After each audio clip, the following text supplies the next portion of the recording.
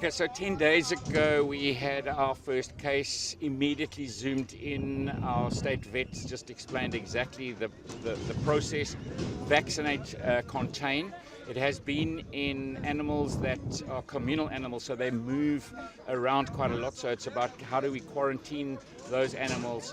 We do it around feed, bring them in, they get vaccinated. We thought that we were free of foot and mouth, but then that was the first one, and we've seen a couple of smaller breakouts since then. We've zoomed in. We've also had a breakout in the Mossel Bay George area, so the same thing. That has been commercial, so that's in the dairy space.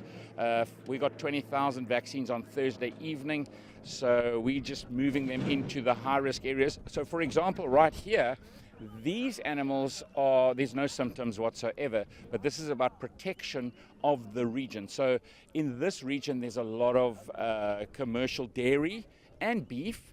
And then, of course, the free roaming animals. So we're vaccinating all the free roaming animals so that they don't spread any of the virus.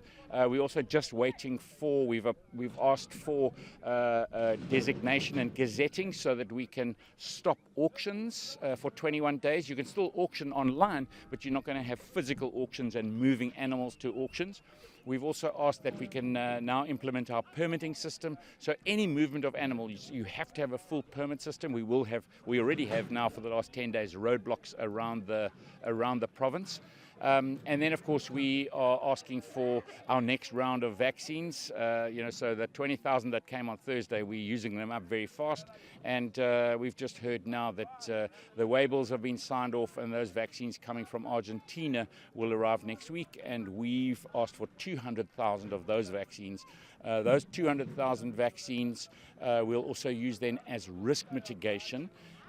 So not where there are breakout. Obviously, if there is a breakout, we'll zoom in very quickly and close it down.